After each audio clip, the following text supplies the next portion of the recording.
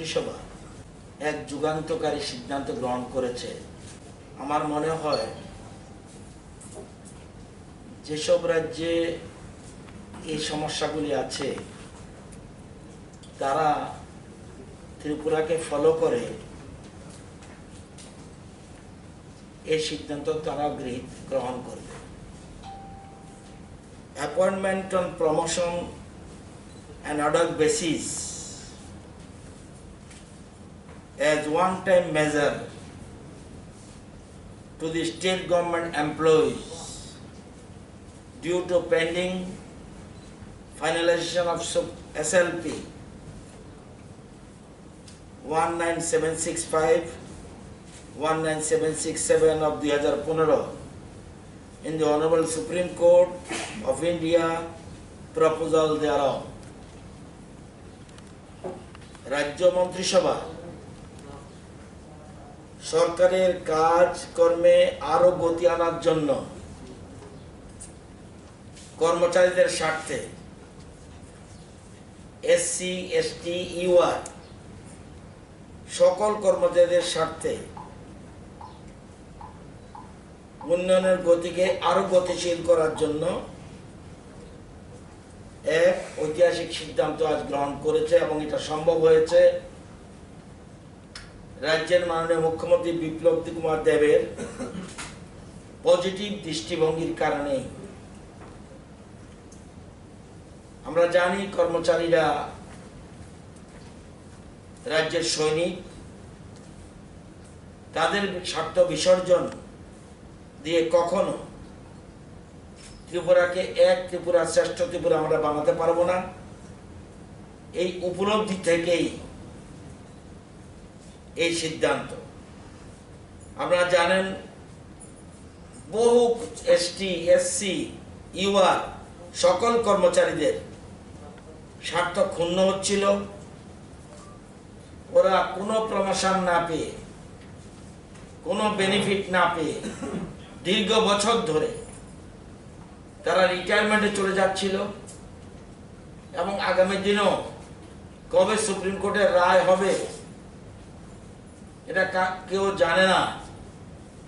তো এই অবস্থায় আধিকারিকদের সুষ্ঠু ক্যারিয়ার ম্যানেজমেন্ট এর জন্য পদোন্নতি খুবই জরুরি এবং অনেকের ডিমোটিভেশন হচ্ছিল।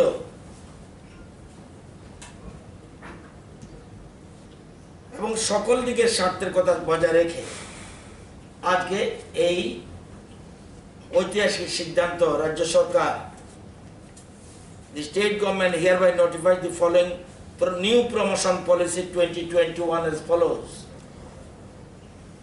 It has also been decided that government to allow such appointment on ad hoc promotion as one-time measure following the below mentioned conditions. Key condition: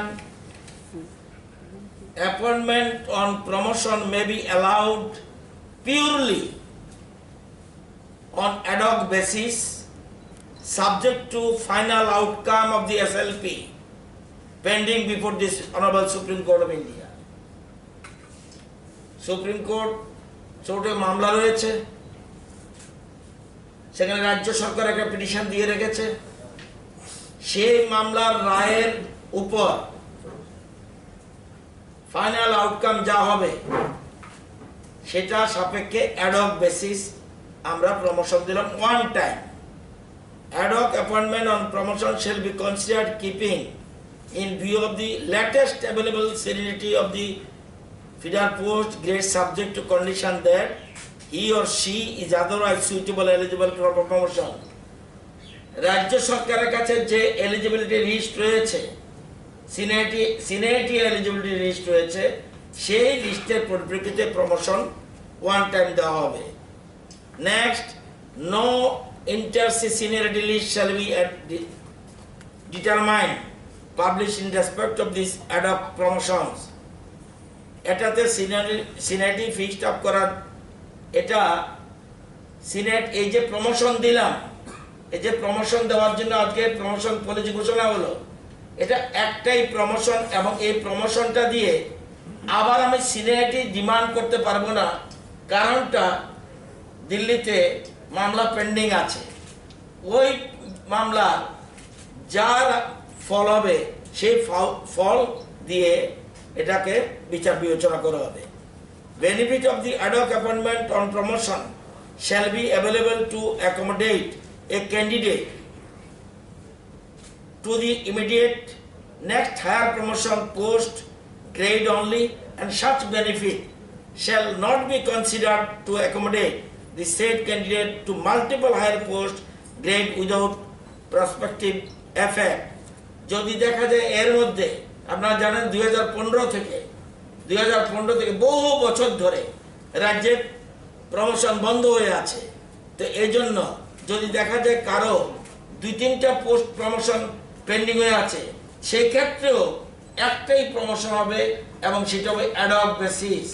কারণ এর ফলে দুটো বেনিফিট পাওয়ার কোনো সুবিধা নেই, কারণ case is pending before the supreme court. To create supernumerary posts, administrative department shall assess the number of posts to be created to materialize the promotion as per above procedure and inform the total number of posts so determined to finance department. No further concurrence of finance department is required. যদি দেখা যায় কোন দপ্তরে যদি দেখা যায় promotion দিতে গিয়ে এসসি একটা আটকে গেল, ব্যাঘাত হলো, এসটি ব্যাঘাত হলো বা ইউআর ব্যাঘাত হলো, সাথে সাথে ডিপার্টমেন্ট সুপারনিউমারি পোস্ট ক্রিয়েট করে তাকে প্রমোশন দেবে। অর্থাৎ সকল স্তরে এর ফলে রাজ্য সরকারের অর্থ ভাণ্ডার থেকে প্রচুর অর্থ বেরোবে, কিন্তু ডেভেলপমেন্টের স্বার্থে, উন্নয়নের স্বার্থে, পাবলিক ইন্টারেস্টে এটা করতে হয়েছে, যাতে কর্মচারীদের তাদের সেই প্রমোশনটা দেওয়া যায়।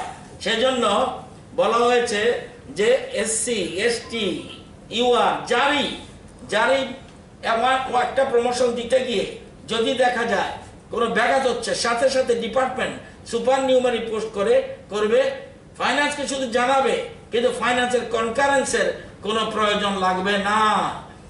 এবং আপনারা জানেন the ad hoc appointment on promotion shall not be treated as regular appointment on promotion. এটাকে রেগুলার অ্যাপয়েন্টমেন্ট অফ প্রমোশন বলা হবে, অ্যাডহক প্রমোশন, টেম্পোরারি প্রমোশন বলতে পারেন। অর্থকারী বেনিফিট সবকিছু পাবে, বাট এটা রেগুলার প্রমোশন নয়, কারণ সুপ্রিম কোর্টে মামলা রয়েছে। The ad hoc appointment on promotion as per guidelines illustrated above shall be started in the highest grade of cadre. উঁচুর থেকে শুরু হবে, কারণ উঁচুর থেকে প্রমোশন ফিল আপ করতে করতে নিচের দিকে আসবে, কারণ ওখানে যখন ফিল আপ হবে নিচের দিকে খালি হবে, ফিল আপ হবে খালি হবে, এরকম ভাবে প্রমোশন দিতে দিতে নিচের দিকে আসবে। এবং এই সিদ্ধান্ত আজকে গ্রহণ করেছে। এতে বেকারদেরও কর্মসংস্থানের পথ খোলা হবে। নিচের দিকে যেমন খালি হবে, অটোমেটিক্যালি পোস্ট আরো ভ্যাকেন্ট থাকবে, তো সেগুলি ফিল আপ করা যাবে।